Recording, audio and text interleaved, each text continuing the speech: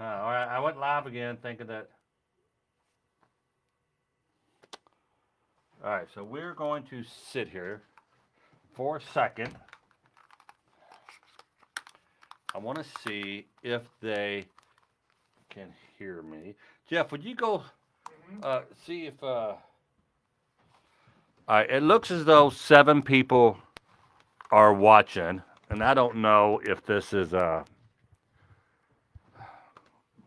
just don't know. There's 45 people watching.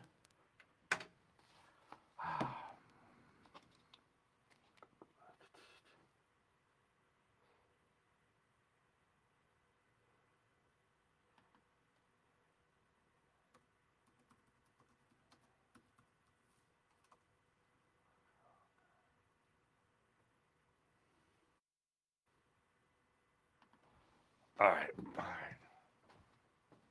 It says we are live.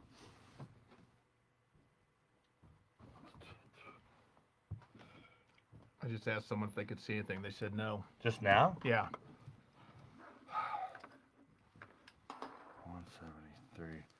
Oh, there's 231 people watching, so maybe we should go low. Is it working out? 173, 212. What does that mean, guys? Is this take 2 and playing a joke? DA. Let us know if you can hear anything. Are we on, guys? Are we on? 252 people are watching. We must be on. So let's try it again. Let's call our guest. Working for me now. Okay, here we go. Hey guys, welcome back to Sober Talk. I gotta do the intro. I hate it. I just have to do it. Deja vu. Hey guys, welcome to Sober Talk. I'm Tom Mabe. You're here because you want to get sober. You need to get sober. Perhaps you're just sober curious. Maybe you're just realizing that you love your family, your wife, your kids, your boyfriend, your girlfriend, your dog more than you do the alcohol. You should. If you have stage 4 cancer and you realize there's a cure, would you, oh my gosh, wouldn't you be excited? Oh, yeah. We are committing suicide on the installment program when we drink. Do you think?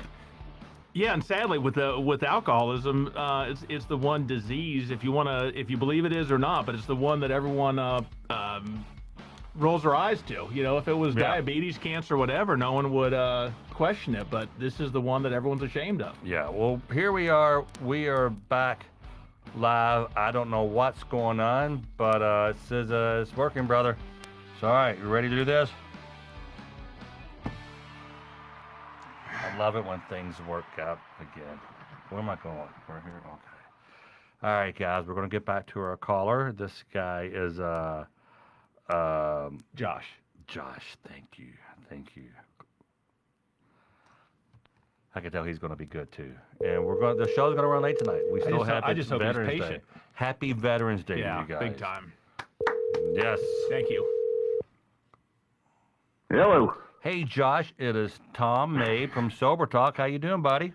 Hey, I'm a little bit better than I was 5 minutes ago. Well, that's good. So are we think. So so we had some technical difficulties, but you will be sober for 5 years this coming Saturday or the third, when was it? No, this January 16th. You're right, April 4th. Perfect. Yep. No, 2021. January. Okay. Awesome. And you went to you went to a detox facility in Yes. New Albany. Then you went to, where you say, Franklin, somewhere? Franklin, Indiana. Franklin, Indiana. And Yes, at Terror Treatment Center. How long were you in there? I ended up staying 90 days. Wow, you did it. That's great. Now, are you pissed at yourself that it took you so long to get in there? Well, yes, now today, yes. I mean, I wished I would have done something sooner, but then, I don't know if it would have worked any sooner. Was there a moment that Josh, that you said, "That's it, I'm in"? Yes, it was. Well, I worked on the road for 19 years. I've been married this year for 19 years. So what'd you do on the road? Truck driver, musician? Work construction.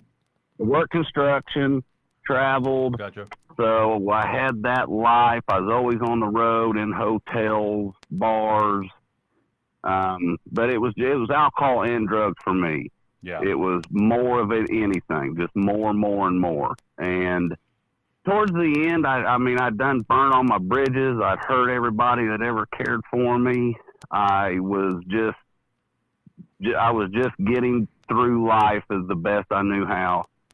And I just found myself sitting in a dark hotel room, sitting on the edge of a bed, looking at a blank TV screen, just thinking, how in the hell did I get to this point?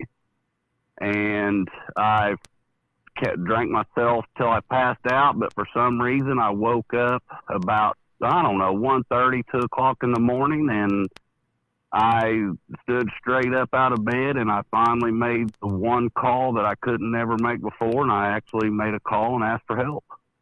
Wow. So That's fantastic. This was 1:30 in the morning you called somebody? Yes. And was this a facility or a friend or a loved one, or was this... It was it was somebody that I worked with, and I just knew that he would answer because we had a crew out working overnight, so I knew he would answer, and I could trust him. So when I made that, he was the first person I called and said, I need help. I got some serious issues going on, and I need to go get some help. Was he a drinker himself in the past? No. No? No. Good. Nope. No, Wow. he was not. So I mean, it was a long, hard road for many years for me. Did you lose like family or loved ones, or did you get divorced or anything over alcohol, or kids not talk to you or anything like that? Well, I can tell you that I did not get divorced, and how she stayed with me, I do not know. Are you good looking like us? Are you good looking like us? I guess because it's both just our got to wives be are the. still with us. I guess it's just got to be the good looks, guys. 'Cause Yeah. I don't know what else it could have been. You get away with the whole lot with this right here. It's a right here. curse. Look at this. It's a curse, Yeah. I had an emotional support hooker, and she still stayed with me. Is that crazy? Yeah. I'm teasing. But no, all right. So your wife is still with you. Did you Yes. ever go to jail or anything, or from drinking or using or anything? I did when I was young, and that's probably I was underage. I wasn't even 21 yet, and I ended up going to jail like 3 times in 1 year. I got some probation, got court ordered to some AA meetings, like I said earlier, but I didn't. At that time, I was laughing at them, thinking, yeah, right, I'm just a teenager having fun. Yeah. And so after that, I never did get arrested. How I never did, God only knows why. But, I know that there's probably plenty of times I probably should have been. Yeah. Well, we're going to continue the program, although there's technical difficulty, because we are recording this, and it will be able to be played back later. It's just not live this second. So it is going. Okay. So, but he says, so there's something going on out in cyberspace because YouTube has been down for 45 minutes.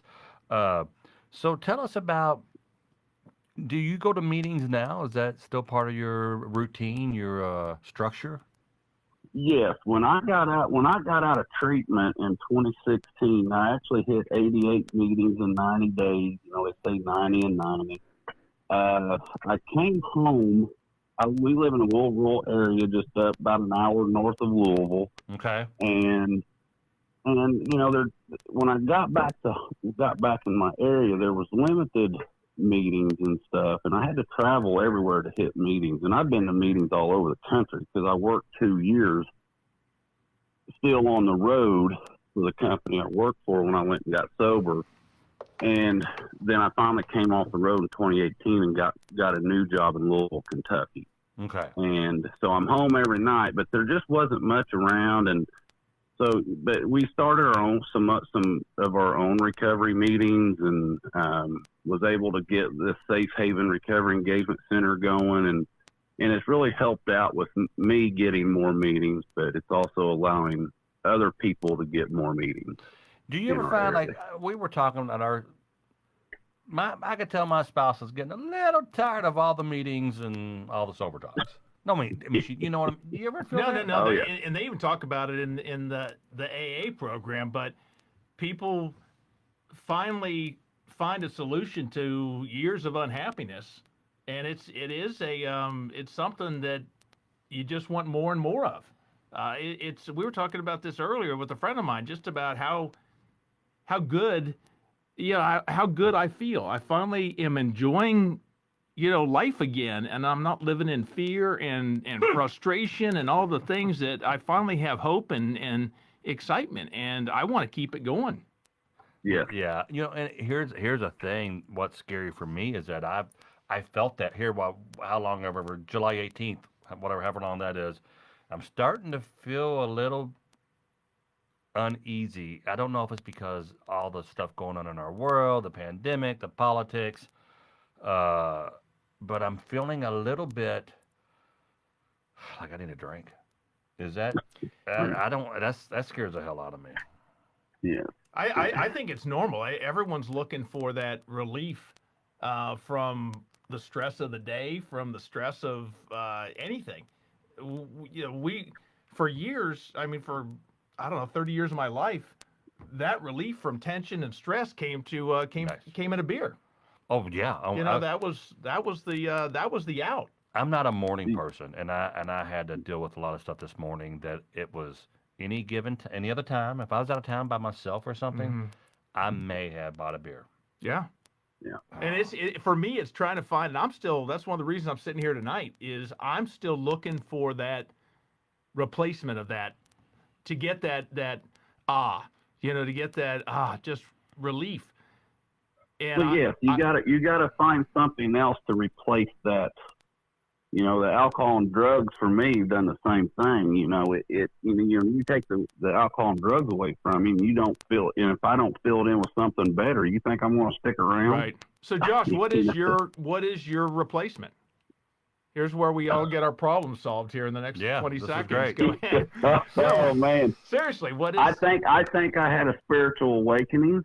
Okay. I've been, I believe that what they told me in the rooms, I got me a higher power. I rely on my recovery community tremendously. I talked to my sponsor, but I think I was just spiritually bankrupt, and finding recovery and getting into a solution and realizing that I was so spiritually sick. Yeah. And I made that conscious move to believe in something that is mine, and I can use him to my ability to pray to depend on, and he's always there. And I think that's been my biggest tool in my tool bag is my higher power, and then my sponsor, and then of course the meetings, and then the recovery world. Did you ever have a spiritual awakening or anything? I think I did that night in the hotel room when I stood up out of that bed and finally called and asked for help. Oh, that's. How about you, Jeff?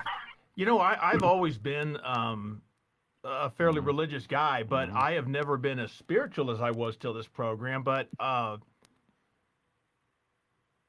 it was, I don't know. It was just my communication with my higher power, whatever you want to say. It's something I rely on.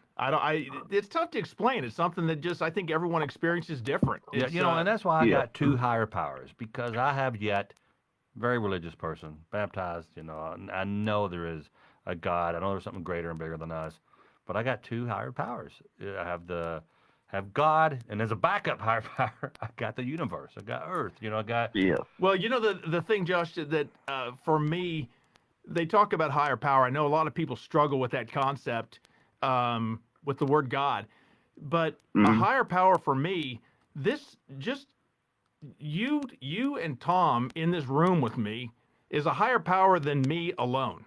So I'm stronger. My higher power could be the two of you right now, because with the three of us working on this, I got a much better chance of not drinking right now or a little later. It doesn't have to be the quote-unquote God thing that can scare so many people away.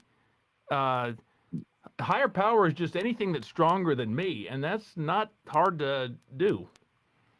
Yeah, well, yeah. Oh, it wasn't for me either. Yeah, for sure. And I think that's the the foundation of any recovery is just one alcoholic addict helping another one. Yeah. And I think is that the more you help and you don't judge and you don't, you're just there to lend a hand. And, that's what I try to do today is just give back what was so freely given to me. And that was just somebody to listen and to lead me in the right direction.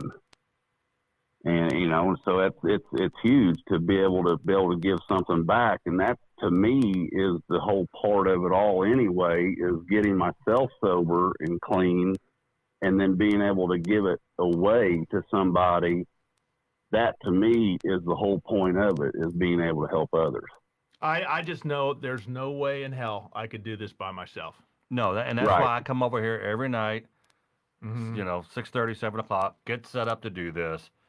And if I don't do it, bad things are going to happen. Yeah. And I mean, love talking to people. I love hearing people like Josh tell their story. And I want to hear more story, Josh. Yeah, absolutely. Tell My me- phone's always open. Well, I want to hear more now. So what? Okay. What's yeah? So, did you start? In 5 years, has your body changed? And are you healthier now? Did you ever get into working out or anything? Are you smoking and doing meth? I don't drink, but I smoke pot. I'm overweight, Tom. I'm overweight.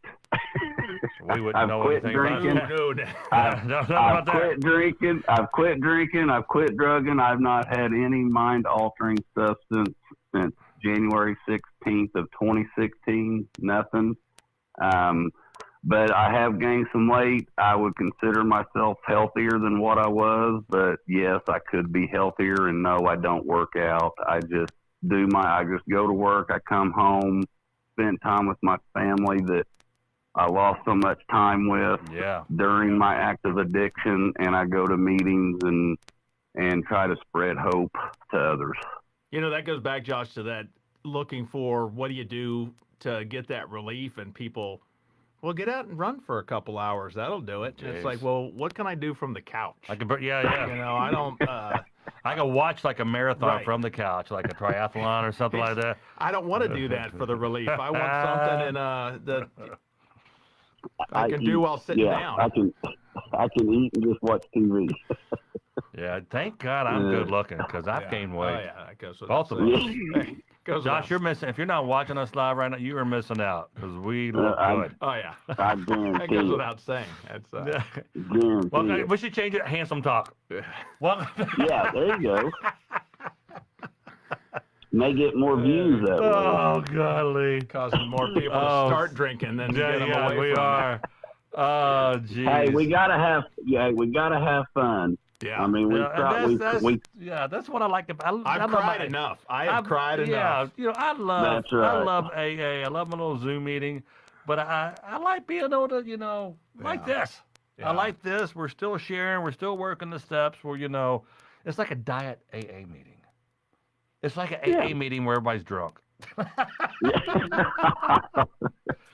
Oh, but you just look at me like, Tom, why are you work live? Why are you making these comments? Josh, am I being set up here or what? I'm not sure how I'm supposed to respond. Oh, Is this Hey, a it's I test? all just had a good. stressful day. I've had a stressful day. Jeez. All right, Hey, buddy. laughter is good medicine. Well, all right. Well, man, thanks for letting us call you. We will talk again. Sure. Congrats on 5, Josh. That's just Thank you, guys. fantastic. Yeah. See you, brother. Thank you. All right, see you guys. Thank you. Congrats on 5. Yeah. I got a story to tell. Remember, so you and I been drunks together for our whole life, several years. I said that the other day. We've known each other our whole life, several years. I was one of your groupies way You back in the were? day. He drove from out of state to come see one of my shows. Yes. And we just hit it off, and we knew then it was love at first sight. Yeah. Because we both loved to drink. We sat around at that comedy club and drank. But remember the time, and I don't think I ever told you this. Remember we got on the phone, we got on a conference call with each other with some guy who was telling us about this new drug called naltrexone. We were both trying to quit drinking, and this guy's like, oh man, you can't get drunk. It turns off the receptors in your brain. We're like, God, that sounds awful. No, but we did it. There's a lot of people that That's pretty common. And now people do it when they work out. A lot of people Yeah. do it even without getting up. But you know what happened to me? I don't know if you remember, I had an aneurysm. And I had all this pain. I was rushed to the hospital. And I had this aneurysm in my femoral artery. And it was painful. And it was really, I was in emergency. And they kept on giving me medicine. I kept on screaming.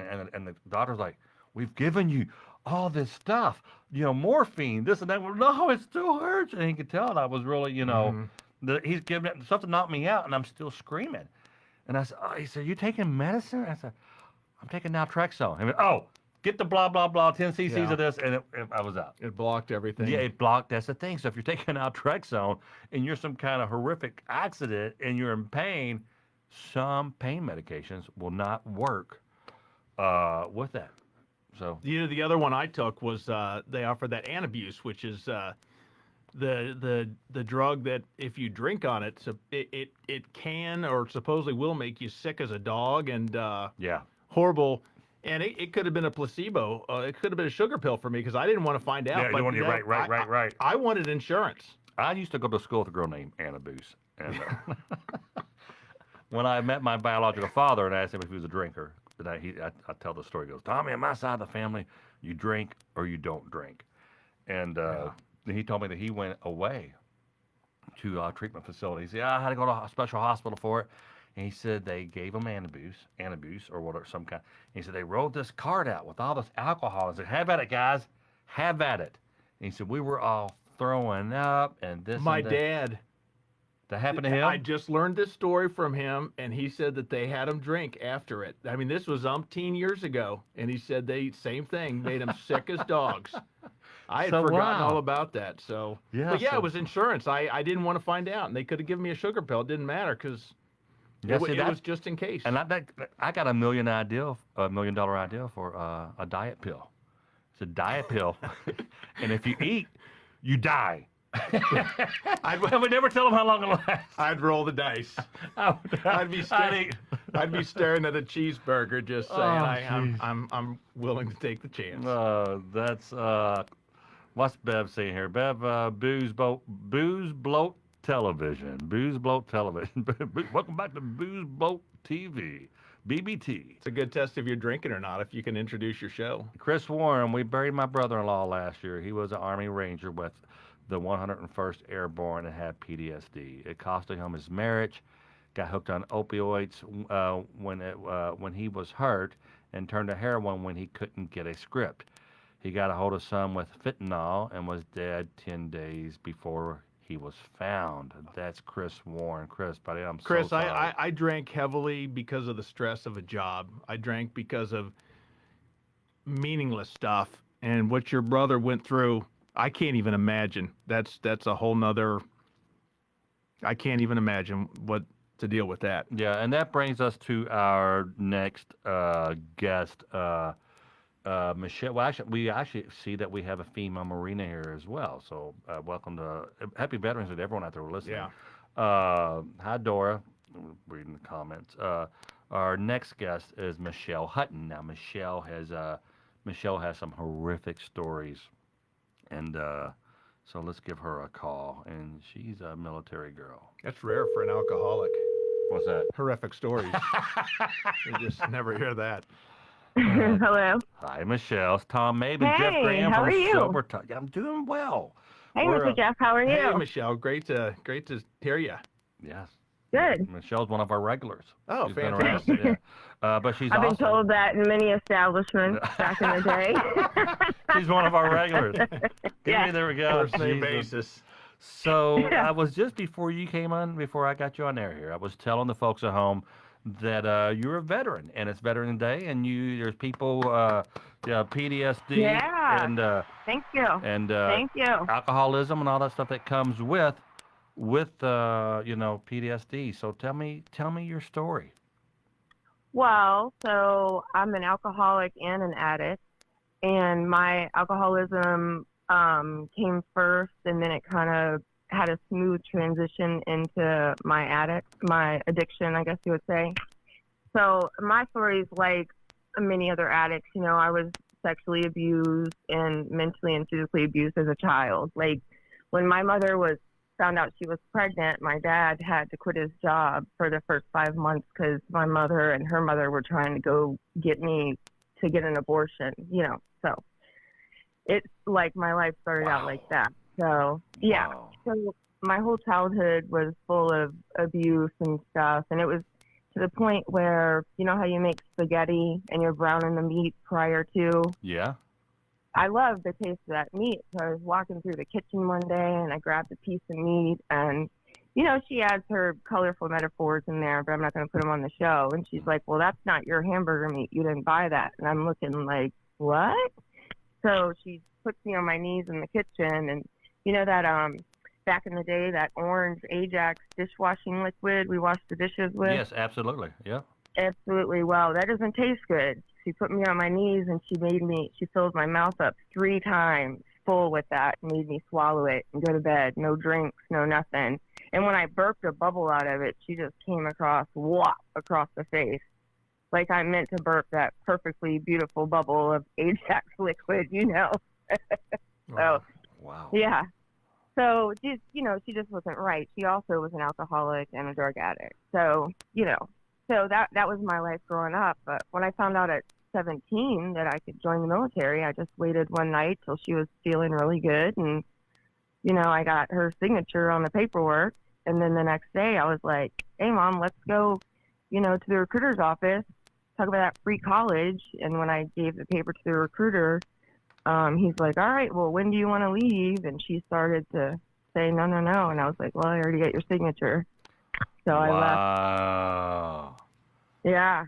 So what? And you overcome that somewhat. I don't know. I have a really good friend that's watching right now. Her name's Peggy, and she met my mother when I was dual service. I was Air Force first, and then I went into the Army. And she met my mother, and she was like, I don't understand how you came from someone so cold-hearted and you yourself are so warm-hearted. And I said, I don't know, Peggy. But she was one of my really good friends. She's still a really good friend to this day. Yeah. Was she that way your whole life, or was it because of alcohol that she devolved into that, or? She was that way my whole life. She told me my dad was dead for the longest time, and I just now got back from the West Coast visiting with him and my stepmother. God, crazy. So, yeah. Child abuse lasts a lifetime, and you'll deal with it with alcohol and drugs and this. Yeah. Wow. Jeez. So in the military, I did, I did deployments. I went overseas 4 times. I was there when 9/11 happened, I've showed Tom my picture of me there with the 9/11 remains and stuff, Yeah. So, and then, I've dealt with a lot of death in my military career and stuff like that. And, do I wish I wasn't there? No. I mean, I'm glad I was there because I was there in the place of someone else that didn't have to be there and see that stuff and do that stuff, And then it's like a double-edged sword. It's like bittersweet. It's a lot of time away from your kids, but then, you have to have a job to feed them. But then people over here are bashing you for being away from your kids, and you should be at home barefoot and pregnant and let a man do it. But a man's life is not any more important than a woman's life. So it's just us picking a job to feed our family. Right. You're a comedian to feed your family, and we're a soldier to feed ours, And so they thought for the longest time that men could only have this thing called PTSD, and that's just not so. And then they thought only military people could have PTSD, and it's just not so. Civilians have it as well, So everybody suffers. And so I suffered from it really bad. And then, I started drinking a lot in the military when I was gone from my kids. And then I found out, well, if you drink and then you take pills, well, that's a really fun. good That's a firework. good buzz right there. Yeah. Okay. Mhm. Okay.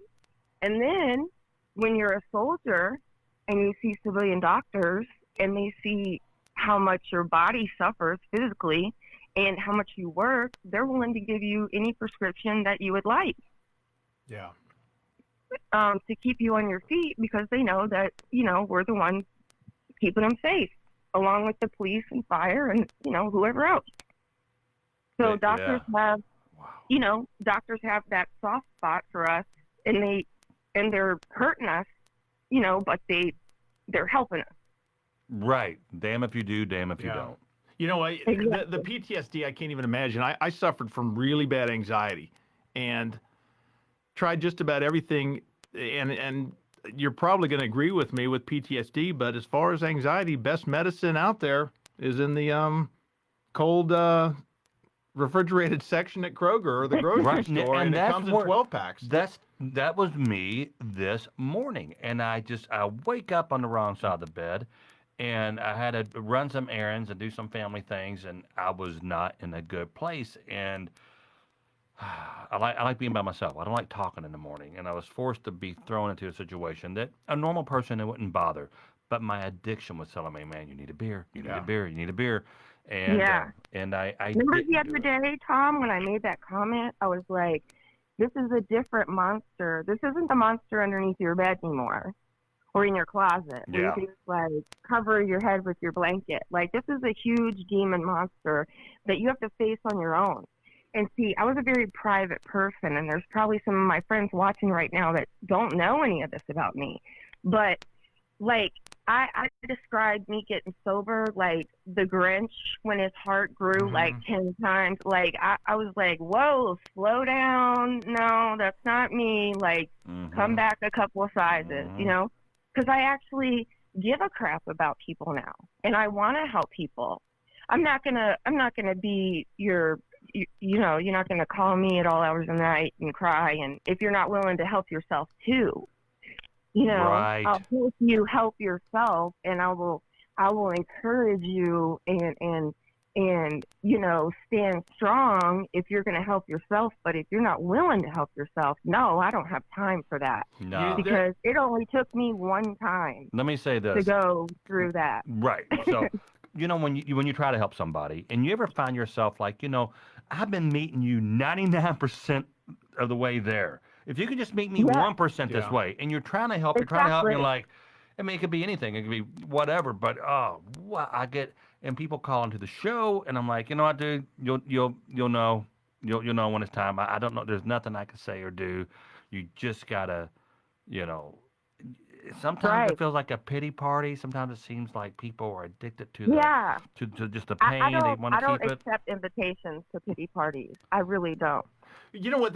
Like you're saying, as long as someone is willing to help, I'll do whatever. But you gotta, meet me halfway. You couldn't have made me do this until I took the walk. At least started the walk by myself, and having people help me was key for me being successful.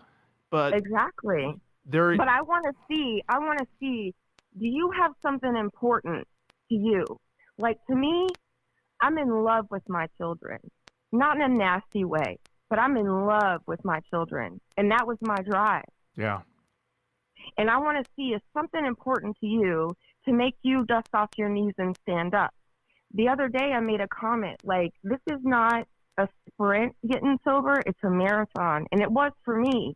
In the Army, we teach soldiers it's a crawl, walk, run phase. But when you're getting sober, like me, and as bad as I was on pills, I never thought I'd be melting down Dilaudid and shooting a needle in my arm, going 80 miles an hour down I-10 in less than 3 minutes. Yeah. Never thought. You did that? You did that?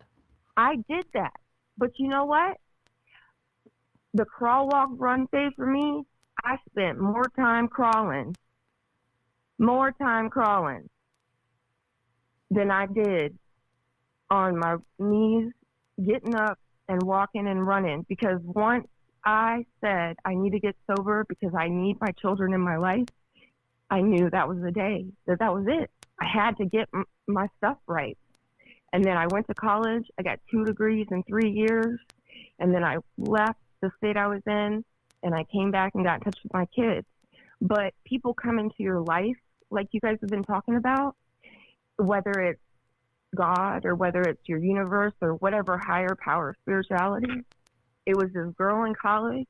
She came up to me basically, and she was like, you're going to be my best friend. And because of her, I had a place to live. I was homeless, Tom and Jeff. I was sleeping in the woods, under bridges, couch surfing when I could. And I was just surrounded by a bunch of enablers. Yeah. Wow. Because just like you guys were talking, I'm easy on the eyes.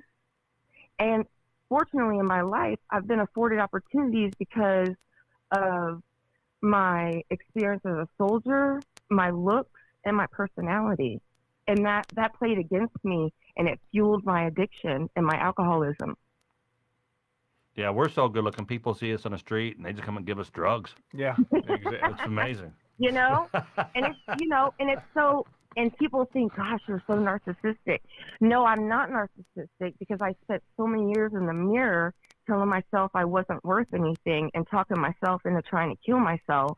But I knew that I couldn't because I didn't want my 2 boys wondering if it was their fault for the rest of their life.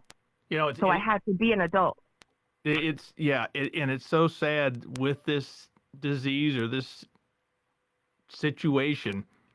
I was one exit away. I was one drink away. I was one day away from losing everything.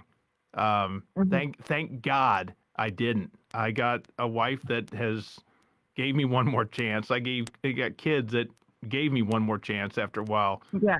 I was as close as you can come to losing everything as you can come. Exactly. And it was tell Tom, and it was to the point of losing it where I said, whoa. When I realized it was going, that I reached out and said, time out, I give. No, same here. Same here. I don't want to lose it. And it was. I was on the fence of dying. I was right there. I was. If I did not quit July 18th, I really don't think I'd be alive right now. I was telling Tom the other day, we were on the phone, and I kept losing signal because I was driving back, and I was like, Tom, I was going to tell him, we got to tell these people on the show because I didn't really have any support. A lot of people thought just tough love would work for me. Mm-hmm. So I really kind of had to get sober by myself. And I wasn't married, and my kids and stuff were in different states. But all these people that have these wives that have stuck by them for all these years, and the kids that give you a second chance and all this stuff, you need to buy them a cape and call them super wife, super kids, super whoever, because they have to go through this addiction and this alcoholism with you, So yeah. It's like a family. It's a family problem. Jeff, when you quit drinking, did you buy your wife anything special or anything? No, but it's when you were talking, I was just thinking about this because my wife and kids have both said, I don't want to hear you say I'm sorry anymore. We've heard it. Mm-hmm. Just do it. Just keep doing what you're doing. Words mean nothing. They just want to see action. Yeah, exactly. And that was, I don't want to hear you say I'm sorry. That's great. Let's just show me. I'm showing, but I felt the need to. Yeah, but you're a high dollar comedian. No, you can afford those things. Okay. No, but I'm just saying. I felt like my wife deserved a parade. Yeah. A beach house and a Mercedes convertible too. Yeah. So no. No. I know what you mean. I feel the same way. I wish I could. No, but I'm just. I just still. And my kids. I just constantly want to. My son, I owe my son I owe him so much because even today, sober, it's still, I have a hard time dealing with certain things, and I'm still trying to become a better dad. I really am. Well, I look back and I can never, no matter how long I stay sober, I can never take away certain memories that I gave my kids. I can never take away certain memories that I gave my wife. Right. They're going to have those for the rest of their lives, and there's nothing I can do about it. Yeah. And I had to have a talk with my kids, and they were like, what'd you they're say? like, well, what happened was, I was divorced with their father, so we were doing the every other Christmas thing. Mm. And of course, my kids had a cell phone because I worked long hours as an instructor. And, the kids had enough. And their father picked them up one Christmas and never brought them back. How long did he keep them? So, I didn't see him again. That was 2000. I don't know. I didn't see him again for probably 6-7 years. Yeah. What I you didn't went speak to 6 him. or 7 years without seeing your kids? I did. And was that because of the drugs and alcohol? It was. It was. And you It's, wow. you're so selfish. I was so selfish. Yeah. You're in a Wow. relationship. You're just in a relationship with these alcohol and these drugs, and like nothing else mattered. Now, once 2016 came around, I was like, "Come on, girl, Michelle, get it together." Mhm. You know, I did. You know, I got it together. I went to jail. I never had a record until I got out of the military. So I guess I can write a rap song now or something. I got a little bit of street cred, right? Yeah, yeah. So, not once, twice, 3 times. I've been in there a few times, but I had to do the drug court thing for a year. And when I first got in drug court, they were like, "We don't think you're gonna make it, girl." And then when I graduated 1 year later, they were like, "How about you be a mentor?" No, sorry. Mm-mm. I'm ready to leave drug court. I don't Now, everything. I'm gonna leave all that behind me. so the people who are just joining us, we got Michelle Hutton on the phone here, and she's a veteran, military, a very 2 degrees in 3 years. You went 7 years. The drug and alcohol was so powerful that you went 7 years without seeing your children. Yeah. You've been in and out of jail. And, Yes. And I want to know what this drug court. What's drug court? What is that? Okay, so in a lot of states, I'm pretty sure they have them all states, but nobody quote me here because I'm just a disgruntled combat vet now. Okay. So they have this thing called drug court. For veterans, we have a vet court, but I had messed up so many times, I had to go to regular court. That's how bad off I was. Wow. So they have this thing called drug court. And when I did drug court, you got to do, mine was a year long for my felony and misdemeanor charges. And the agreement was if I made it through a year of drug court, and they would take the felony off my record, so I could still have rights to bear arms and have a passport and all that stuff. So I was like, cool. Well, during drug court, you have mandated classes you have to do. You have to do so many NA and AA meetings per week and turn them in to the courts. You have random drug tests, and I'm not talking about the drug tests that I used to like get over on when they called their color. I'm talking about the ones when they call you got to pee by noon, and it goes to the state, and it gives you the 0 point how much you got in your system drug test. So if you fail so many drug tests, they set you back. But you have they also do good stuff. And the one I was in, they gave you parenting classes. They did drug classes. They gave you HIV classes and all that stuff. And they also, that's when I told you they made us write our own obituary. What's an HIV class? I don't understand that. For people that were sexually active to get their drugs, or people that shared needles, which I didn't because I was a combat lifesaver in the military, so I gave IV, so I was hip to not sharing needles. But some people just don't know. You'd be amazed how many people just don't know. Or maybe don't care at that point. Yeah. Yeah, true. I mean, you are right. Yeah. I mean, there's people, you can have a shirt on that says HIV positive, and if you want drugs, you'll do whatever. But, now, right. HIV nowadays is not even a death sentence like it was back in the 80s. So, yeah. A lot of people in my church have HIV. Yeah. So how I got sober was I was living in this homeless place for veterans. And you have a counselor in there, and I told her, I was like, okay, this is it. I want to get sober. So I had to Baker Act myself, which is like a 5150 in California. Wait, say again, you had to what? Vaporize yourself? No, Baker Act, like B-A-K, Baker Act, like you bake a pie. Or that's the wrong thing to say on here. Bake a cake. You had to get... Sorry. So if you're just joining us, you could get sober by baking a cake. More at 11. Yeah. So it's called Baker Act. Basically, you're mentally committing yourself to the hospital. But I was committing myself to get sober. So you go to that floor, nobody's allowed, basically. I see. And then I went to the ER, and of course they take you right in because the police escort you. And it was like 4:30, and I was in there. I was crying, like rock bottom, and my counselor's in there, and I was like, I'm ready to get clean. Can I go up to the floor? Like, I'm done. I'm rock bottom. And the guy goes, how are you going to pay for it? I said, I'm a veteran. He said, well, I need proof of payment. You got to come back with proof of payment. And my counselor says, what? She's here right now, ready to get clean. Take her up to the floor. We can get you proof of payment tomorrow. She's a veteran. She's got her ID. And he said, nope. He goes, she's got to have proof of payment with her. So my counselor says, what do you expect her to do? And the doctor goes, I can't really say this, but if you need to get high tonight to make it through the night, go ahead and do that. But be sure to come back tomorrow. We really want to help you. We're proud of you. And then he walks out. Interesting. Yeah. So I had So to was go this back the guy next was he day. an ass or a hero?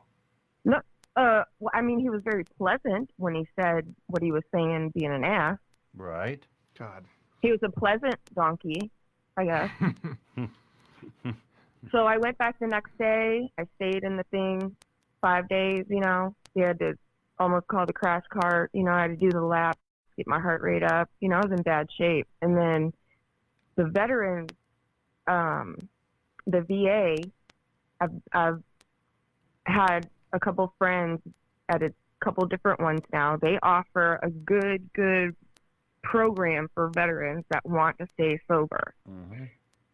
And veterans, it's free to veterans. Like, all you have to do is have the initiative to walk in there and say, hey, I need help. I'm an alcoholic, or I'm an addict, or I'm both, and they will help you no matter what. They just need to know you need help. So it's like, you go in there, you tell them what you need. Now, I only have experience with the opiate side. And they go in there, you have to take a urinalysis. Of course, they have to do, you know, the initial uptake on you. But then they will, they work with Suboxone. And some VAs have the strips, some have the pills, some have both. And then they will see you starting off once a week. And then some of them also do group. And then some of them you have the choice to talk to your psychiatrist or your counselor or your psychologist or your social worker alone. Yeah, whichever way they work it at that particular VA. But and then depending on how you and your counselor think you're doing with that dose, you can either go up or down. That's between you and them. And then you work your way up to 2 weeks and then 3 weeks. But the most you can go is 28 days, you know, 4 weeks, because it's the most the DEA allows them to prescribe you. And so I've seen veterans in there on Suboxone 18 to 20 years. So the veteran wants, the VA wants to keep the veterans sober, because right now we're having 22 veterans a day commit suicide because they can't deal with all this PTSD and stuff from combat or survivor's guilt or, you know, their addictions. You know, they're curing themselves of their addictions because they don't know what's available to them. And this can save their life. They just don't know. Yeah. You know? Lulu W. Chap says, I work in the financial side of healthcare. That is not acceptable. I guess he's referring to you sending. I don't know the Happen. system, but I just hear horror stories. I have no idea what the answer is or what, but I just hear horror stories about how we treat vets, and it's just it's a shame. Yeah. I mean, it's hit or miss. It's hit or miss. I've had really good vet doctors, and I've had other ones that just want to hear your story so, you know, they can have something to talk about at dinner with their wife or something. You know what I mean? That's what it feels like. So it's sometimes it takes a while to get comfortable with a certain counselor, because you're telling them your deepest, darkest stuff that you don't even talk about to yourself, you know? Yeah. It's just, No, yeah. God, I don't even know about that one. It's the stuff that's boxed up back in your memory Yeah. that you don't think about, you know? It's that, you just stuff you have never even talked about before because you don't know what people are going to think. And Jeff was right earlier. There's such a stigma in the military. The stigma of PTSD, it will stop you from getting a full-time job sometimes. Well, like if you go to rehab, you can't get life insurance, health insurance. One guy called a few shows ago. They didn't hire him. A couple people, they found out he was a recovering addict and he got his life together.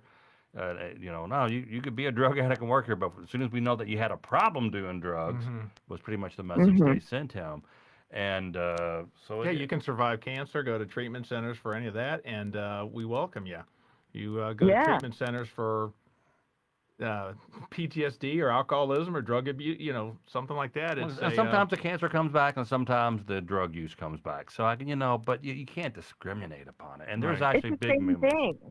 It's the same thing. It's just like if you had diabetes, you have addiction. Some people crave sugar. Their bodies crave sugar. Some people's bodies crave alcohol. Some bodies crave opioids. You know what I mean? That if you're not an addict or you haven't been around an addict, you don't understand that. And they're making their statements and opinions based off an ignorant vision or an ignorant comment someone has made. Yeah, I know people that are allergic to eggs. I'm allergic to eggs. Are you? But when that's brought up at a meal, no one says, "Oh, come on, you can have one egg." You can, It's a completely. Hey guys, can I address something here real quick? There's a guy named Dustin Hinchell, I don't know. Yeah, it says, Tom, you're giving bad advice. HIV is still serious. Veterans who are dependent don't have all the options some people have. I'm not saying go out and have unprotected sex or use a needle from a stranger. I'm just saying it's not the death sentence that it used to be. So anyway, sorry about that, Dustin. I didn't mean to offend you there. So go ahead, Michelle. I'm sorry. Yeah, I think Tom was saying that there's more advanced medicine for HIV and AIDS now out there than there was back in the 80s and 90s. Is what that's what Mr. I said, Mabe but was trying to say, Dustin.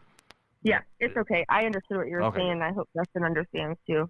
Cool. But anyways, yeah. So it's just and I say all veterans, but all the veterans I've seen that needed help, whether they were not service connected or 0% or whatever, and they needed help, the VA helped them. So So that's what's your advice, Michelle? If someone's out there right now that's really struggling, that is a vet, what's your advice to them? Yeah. I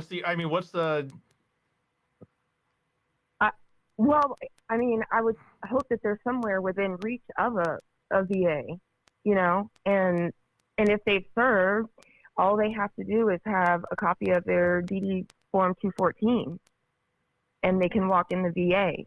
And especially if it's a mental health problem like addiction or PTSD or something like that, because Tom was just telling me about the incident y'all had in Louisville yesterday, and that's not at all healthy. There's a veteran who locked himself into they had the SWAT team and everything. I think he had like some family hostages or whatever, and he ended up killing himself.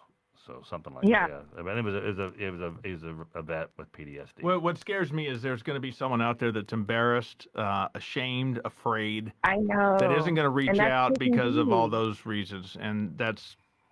Yeah, and that shouldn't be. But it's so private. They don't have to tell anybody. All they have to do is go themselves up to the VA, give them their DD 214, and then. Pride is a tough one to overcome, though. It is. Pride is very big. But I'm telling you, like you guys were saying earlier, you feel better. You start to feel better, You really do. I had total shame when I went into rehab. I was embarrassed. I was, my head was hanging low, and I'm just I couldn't, it was the best thing that I could have ever done. I walked into a rehab facility one time, and I got out there, I was getting ready, and I go, is this the dentist office? I'm in the wrong place. I think I drove past it a couple of times before I finally turned in. It's like AA, man. It's just like remember this Carl, Carl when he started going to AA, he sat real close to the door so he could just get up and get out. Yeah. Well, they call it the rookie chair, I think it is. Or, yeah, he was in there for about 4 months because it's closest to the door. I was telling somebody. I was telling somebody the other day, they were like, oh, I'm feeling like this, I'm feeling like that. I'm like, because a lot of people are scared they're gonna have to feel again too. Yeah. And so Yeah. I'm like, don't be scared of those real feelings. Like you're gonna feel, you know, and then you're gonna be a whole new person. One day, during your sobriety, you're gonna look in the mirror and you're not gonna see that old person again. I got a question. Now that you're not self-medicating with, drugs and alcohol, did you go? I mean, how do you when your mom's making you, drink Ajax, and she's, she was a damaged person. She's broken. What did you fix yourself? Did you have to go and the abandonment, the trauma that that all addiction derives from, well, for the most part? Did you have years and years of therapy? Was it meetings? How did you get better? Are you still struggling with your past? I didn't go to like therapy and counseling because of her, because she's told me that I'm dead to her so many times that Is she alive now? yes. Can we call her? No, I'm teasing. I would like to give her a piece of my mind. Yeah. Jeez Louise. But it's not. I didn't go through any therapy because of her. I just chose to like forgive her and just move on from it. Good for you. I would have stewed. Yeah, I would have stewed until I exploded. Yeah, but I just but that's where a lot of my drinking and addiction came from, because she drank and she was addicted to pills, and I did the same exact thing she did. You know what I mean? Mm-hmm. And it was a hard day when I had to hear that from my aunt tell me to my face. You know what I mean? It was like a hard realization, and I was like, man, I don't want to be like her. You know what I mean? So I had to really check myself. But I fixed that therapy with the bottle, the liquor, and the pills. That was my therapy for her. And now that I'm sober, I have, everybody knows about, my itty bitty Titan, right? And so your giant dog. Yeah, she's got a giant dog named Titan. But, don't pet it. I was going to wait till pet after the show dog. to ask you about that one. Do not pet her dog Titan. She will get very upset. Not Titan, but she will. Oh, tell me a story. He was born on 9/11. He was born on 9/11. So, oh, wow. And I feel like we're so connected. But Tom's talking about this thing. This lady reached for him, and he's got a vest and everything. Do not touch, service working animal, blah blah blah. So she reached for him, a vest, right? She reached for his nose. So I started reaching for her, and she pulls her hand back, and I pull mine back. What are you doing? I was reaching for you. You're reaching for my dog. My dog's got a sign that says "Don't touch." You're not wearing a sign that says "Don't touch." God, that's rich. That's rich. So now I started doing acrylic painting for like PTSD and stuff. I started cool. acrylic painting. Yeah, and then since he's getting bigger, I'm gonna start looking for a saddle, and then I might take him around the block. Well, Tom's office needs some paintings hanging in here. It's kind of drab. Hey, so, I'm gonna start doing some Great Dane pictures, and I'll see if they'll sell for Christmas or something. Yeah, we'll hang one right over here on the wall next to the Sober Talk TV. So, well, I feel like this is there's a part 2 to this thing. So, if you had to is there something you want to wrap up? I'll leave now. Obviously, you want her in this. I'll leave now and you could talk. I'm just saying, if you can. That sounded weird. I don't know what you were saying. What were you saying, Jeff? That you'd rather have her here. She's more interesting. And Yeah. I agree. Oh, I thought you were saying I was want to be alone with her. Hey, Jeff, can you go to the room? No. I want to talk to her, just me and the 60 people here. What about have you fallen off since you've been sober? Have you had any dings in your car? Oh, no. No, I haven't had any dings. I'm not addicted to alcohol. So like last year on my birthday, I think I had like a sip of like a drink or something. But I don't like hangovers. I don't like headaches because of my my anxiety and my headaches and stuff. so alcohol's not appealing to me. I don't like to smell it on someone's breath because when she yelled at me, she would yell at me at the top of her lungs And you with would her smell. beer breath in my Oh. face. Yeah, so I can't. I don't like it. No, so it's I don't crave it, but the first 2 years after you come off of opioids, you go through pause, which is the post-acute withdrawal syndrome, and you have your drug dreams or your alcohol dreams and stuff like that. And I wake up some days sweating, scared, thinking, "Oh my gosh, am I high? Am I drunk?" And it was just such a vivid Yeah. dream. Wow. But I don't have those dreams anymore. Of course, I have like the regular nightmares from other stuff, but no, not like that. Mm-mm. Drinking dreams are common, and someone told me that don't just realize that when you're drinking, you don't have dreams of drinking. So it's probably a good sign that you're having drinking dreams, because that means you're Yeah. yeah. But Do you know what Allison, Victoria, Sybil? Yeah, that's the girl that said you're gonna be my best friend and you're gonna like it at college. Yep. Oh, that's great, because she said, she just made a comment, "That's my best friend," in all caps. Yeah. Yeah. She said because I was wearing these leggings made by Spider, the clothing line Spider, Mm-hmm. and I was wearing these leggings one day and I had like purple blue hair, because when you get to the army, you're like, I want every color hair, every color nail, I want And so I was wearing like a galaxy colored hair and these wild leggings. She's like, "I love your leggings. You're gonna be my best friend. You're gonna love it. Let's go. Come live with me." I just want hair. I don't care about the color. I just want hair. Yeah, I'm good in that department. Yeah. Yeah, nice hair. Yeah. God gave me real nice But I hair, too. appreciate you having me on the show, Tom. It was great meeting you, Jeff. Yeah, You did a great job. I you're, love it. You're amazing. That's what a story. Yeah. Oh, thank you. I was just And I'm thank gonna you have so some much for your M&Ms. service. That's You want to have some Thank M&Ms? you.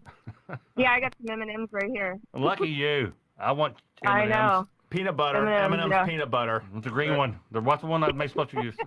Never mind. I like the green M&Ms. Yeah. Green M&Ms There are you my go. favorite.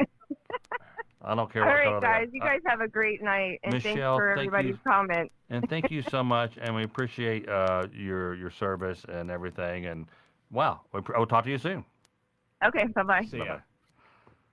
She's been through a lot, Unbelievable. right? God, what a story. And she's been through the ringer and back. She sent me pictures of her carrying out dead bodies from the Pentagon or somewhere to and just the PTSD from that. My thing is, did you hear how happy she sounds though today? She was You know, drunk. everything. You think she's yeah, drunk? yeah. No, but everything she's been through, that's a light at the end of the tunnel story. Real quick, we have Randy Leach. Randy, I'm glad you're here with us. And then Katie Bunch, she had a friend pass away at age 56. He lost his job at BP as a geologist. He had given his whole adult career to the company. He pretended to be fine. I didn't see him for 5 years and showed up at his home in Texas. He had drank himself to death in the 5 years. He lived a couple months after I found him, but it was too late. When you have nothing to do all day, this happens. Everyone needs a purpose. Daily work is so important to mental health. Structure and purpose. Boredom was a killer for me. It still is. That's when I get scared with this thing. Is When you talk, I get bored and want to drink. yeah. Thank you. No, if I have downtime, I better be planning on it, because if I don't, that's when my mind starts thinking about things down at the local stop and go. Let's see what they got. Dustin Stoll said, "Man, Tom is his own man, and I didn't have to defend him. But I will tell you that the guy called me, and unfortunately I was asleep, but the guy actually cares." I do a lot of welfare checkups. You do that in your groups and stuff? I think I talked to everyone on the other. I'm on Tom Mabe Comedy right now. I think you have more fans than I do. But I'm just. I know what you mean. Yeah. You're in these groups and TLCs Well, and stuff like that. and I'll tell you what, I get people calling me, checking on me, and that you realize that it's real. This is not just care about someone during the show. It's a good group. It's a great support group. Yeah, and I love the structure, and because I love being here going live at 8, even though sometimes we go live at 8, 8:05, 7 like tonight. I love the structure, and I love the purpose that it's not only doing for me because I'm getting so much out of it. I'm not drinking right now. Do you know how amazing that is? Yeah. There's so many other people who are who love this, and it means Lulu Chaps Pentagon. I might have been wrong. She's one of the 9/11s. She was doing something, carrying bodies out of where one of the planes hit. I don't know if it was the Twin Towers or Pentagon. I'd be lying if I said. Egos in action. Carl Martin. What's he referencing there? Well, guys, this has been a good sober talk. Once we finally got the car started and whatnot, right? And the bills paid. And the bills paid. Yeah, then we got the lights back on. So, guys, thanks for checking us out tonight. Happy Veterans Day to everybody. Yeah. Jeff, thanks for coming down. I was so worried that we weren't going to. You made the drive down from Cincinnati, and you ever heard that song? Came down from Cincinnati, took her 2 days on the train. Jimmy Buffett. Jimmy Van Halen, yeah. Yeah. And but Jimmy Buffett, but fins to the left, fins to the right. But yeah, thanks for coming down. I love it. I love the show. We're gonna turn it into something. I think it is something. You know that you're telling me on there. I was like, man, I gotta get a producer here. I gotta do this. No, I like watching you run back and forth. Yeah, it's entertaining. It's over under of when you're gonna trip and fall. It's which episode. Carl Martin says comparing numbers of followers is an ego thing. He's talking about when he was trying. All right, we love you guys. We will see you tomorrow night, and thanks for watching. So, hey, do me a favor if you want to listen to the podcast. If you go to sobertalklive.com, there's a link that will take you to the podcast. There's a link will take you to the YouTube page, and there's a link to that if you want to be a supporter of the show. It's $4.99 a month. You can cancel anytime. You don't have to be a supporter of the show. It just helps out when people come down. I want to throw some gas in their car or whatever. It just helps out. I know I have a few here. When does that start? I don't know. As soon as you get better, we get supporters. Love you guys. We'll talk to you soon. Thank you. Yeah. Great show.